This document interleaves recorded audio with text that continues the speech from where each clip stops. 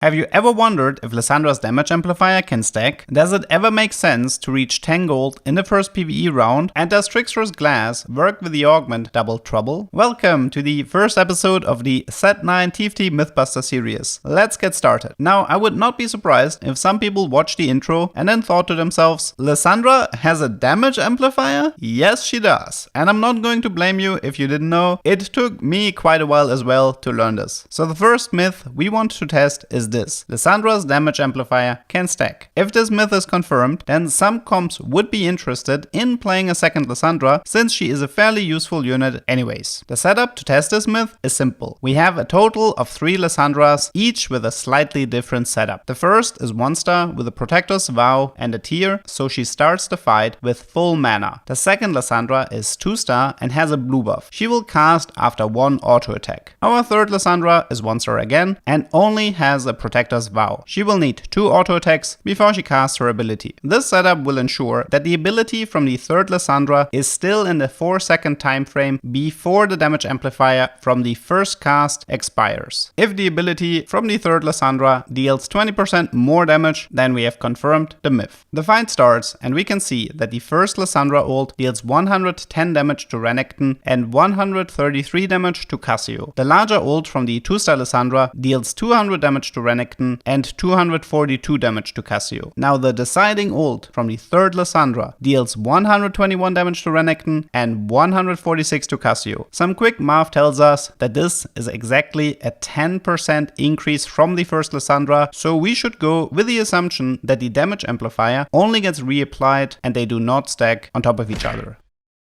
The second myth states that you cannot receive gold interest during the first PvE rounds. Does it make a difference if you have 10 gold in stage 1 or not? According to the myth, you will receive the same amount of starting gold in stage 2-1. This one has been hanging around for a while and it comes up a lot because of the Renekton strategy in 1-4 and the Scuttle Puddle region that can even get you to 20 gold before stage 2. Lucky for us, this is an easy test as well. First, we need a control. Any random game where I did not make 10 gold in the first PvE round will do. In this game, I have exactly 0 gold in stage 1-4. I select Pandora's box, which does not give me any bonus gold. As you can see, I started stage 2-1 with 3 gold in my bank. This is our baseline. Next, we need a game where I have at least 10 gold. Any random game in the Scuttle Puddle region should do the trick. Here we can see that I finished stage 1-4 with 14 gold in my bank. If we take the baseline from the previous example, then 17 gold means we don't receive any interest and 18 gold means we do. I select Pandora's items, which does not grant me any gold, and you can see that I started stage 2-1 with 18 gold in my bank. The reason that so many players are confused about this topic is because the baseline gold is 2, 2, 3, 4, 5. Some players think they don't receive any interest gold, when in reality they just ended up doing the math with the wrong baseline.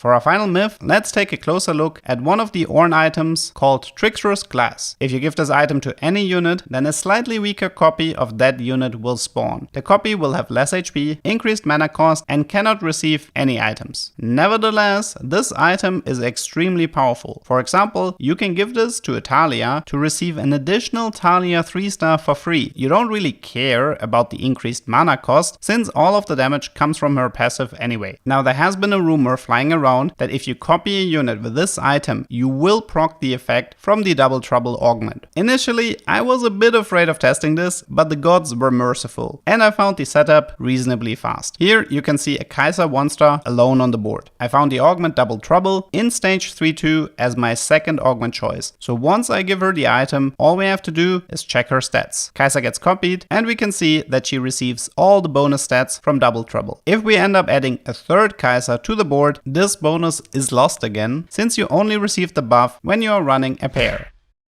This makes Double Trouble quite powerful in combination with this Ornn item, and it's also great in combination with the augment What the Forge, since you have a pretty good chance of getting 1 or even more Trickster glasses to make use of this mechanic. And hey, if that doesn't work, try stacking some Reforgers. You will get the item eventually. I will check out more myths in the future, so if there was a topic you ever wondered about, let me know in the comments. I hope you learned something, and see you next time.